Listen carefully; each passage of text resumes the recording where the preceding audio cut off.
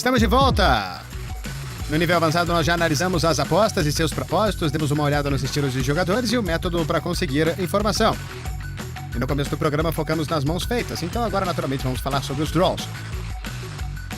Os draws são uma ciência que você precisa dominar, quer que você esteja na pedida de um flush ou de uma sequência. É uma mistura de risco e recompensa. Então vamos para os nossos tutoriais. No Texas Hold'em, você não acerta uma mão feita com frequência no flop. Na maioria das vezes, você não acerta nada. Por exemplo, As e Rei é uma mão excelente antes do flop. Mas se você não acertar um As ou um Rei no flop, ela não vai continuar sendo boa. Por sorte, existe uma categoria de mãos que são fracas no flop, mas têm o potencial para se tornarem a melhor mão no turn ou no river. São chamados os draws, e assim como as outras mãos no poker, podem ser fortes ou fracas. Existem 3 tipos de draws: muito fortes, fortes e fracos. Vamos analisar os draws muito fortes.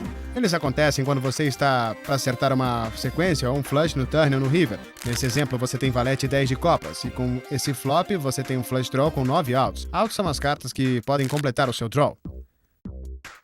Você também tem uma pedida de 2 pontas para a sequência, podendo acertar um 7 ou uma dama para completar. Isso te dá 8 outs adicionais.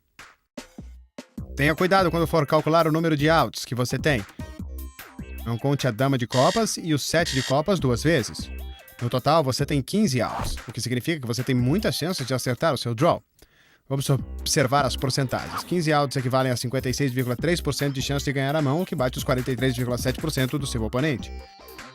Então, mesmo contra a mão feita do seu oponente, top pair com o melhor kicker, você é favorito para ganhar. Vamos analisar os draws fortes. Eles acontecem quando você tem um straight draw ou um flush draw. Nesse exemplo, você tem um flush draw, 2 cartas de copas em sua mão e 2 no flop. A diferença é que dessa vez você não tem uma pedida para sequência, reduzindo consideravelmente seus outs.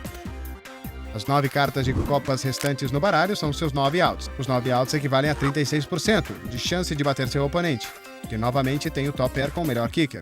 E aqui você tem outro draw forte, nesse caso, 2 pontas para a sequência.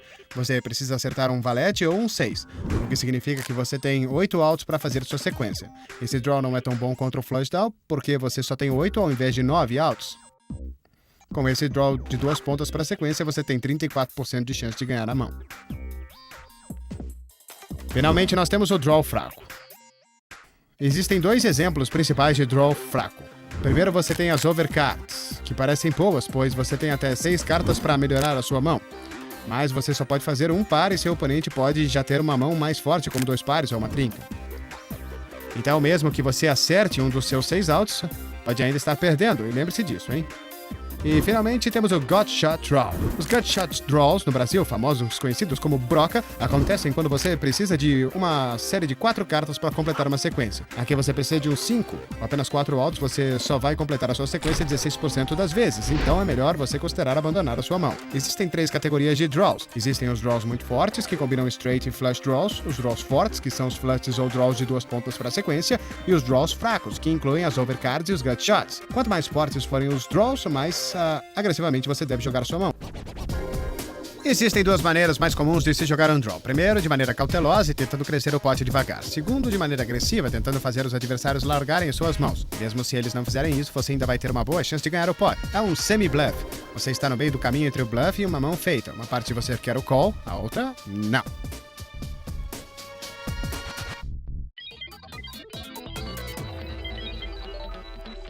Quando você tem um draw no flop, precisa saber como jogá-lo.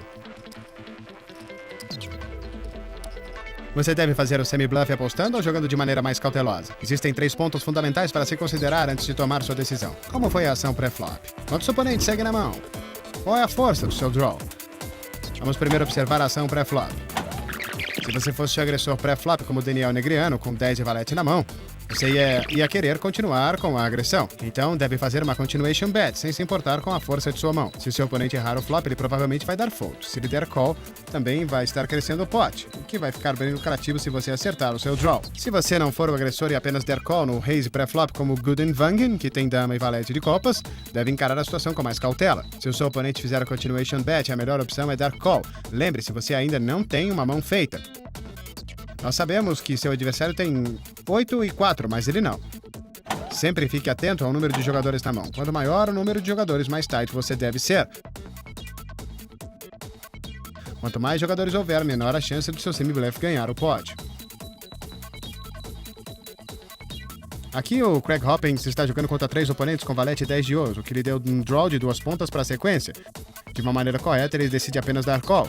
O turn completa a sequência de Hopkins. Infelizmente, existe a chance do seu adversário ter exatamente a mesma mão que você. Nesse caso, o Joe Elbaia também fez uma sequência e o pot foi dividido. Com draws muito fortes, você geralmente quer jogar potes grandes, então se você estiver jogando contra 1 ou 2 oponentes e acertar um draw de sequência ou flush combinados, como Jason Messier conseguiu no Big Game, você deve fazer o semi-bluff. É uma jogada boa apostar ou dar raise. Se seu oponente der raise, não tenha medo de ir all-in. Você pode ganhar o pote se seu oponente der fold ou se você receber um call, vai ter um coin flip contra a maioria das mãos. Todos nós gostamos de coin flip quando o pote é grande. Bom, e nós vamos lá. Alright, there we go. Antes de ir para o intervalo, aqui vai mais uma pergunta sobre testar suas habilidades em trabalhar com porcentagens. No EPT Londres, temporada 3, Vic Coren encontrou um par de ases de Jonas Molander em seu torneio e esteve prestes a terminar, pois ela só tinha um par de 8. Claro que não é uma boa situação, então qual a porcentagem de Vic Cohen vencer com seus outs e continuar no torneio? A, de 5%, B, de 20% ou C, de 35%? Na volta do break, nós vamos descobrir. Estamos de volta. Antes do intervalo, perguntamos qual a porcentagem de chance de vitória Coren tinha com o seu par de 8. A resposta é B, 20%. Vic enfrentou uma desvantagem de 4-1 e era muito difícil ela escapar dessa. Você já ouviu falar em Hidden Draw? Como assim? Você não sabe o que é Hidden Draw? Como é que se esconde uma pedida? Ah, você não sabe? Vamos contar pra você. Às vezes é muito óbvio saber se um jogador está em um draw. Observe bem, se eles estão pensando muito sobre a aposta e depois dão call, eles podem estar num draw. Nesse tutorial vamos mostrar como os draws disfarçados podem ser jogados. Um flop sem draws é chamado de flop seco.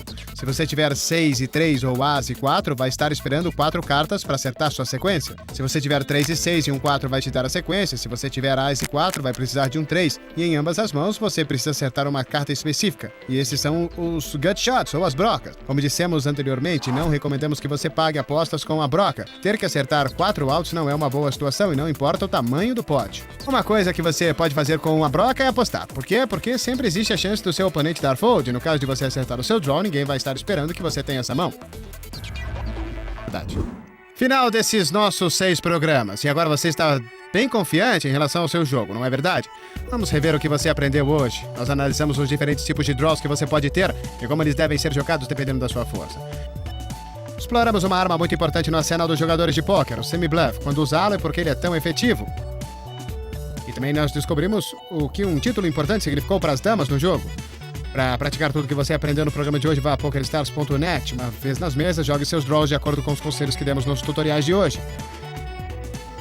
Obrigado por ter assistido aos nossos programas. Pode não ser tudo o que você queria saber sobre poker, mas nós fizemos um grande progresso, eu tenho certeza. Nós nos vemos nas mesas.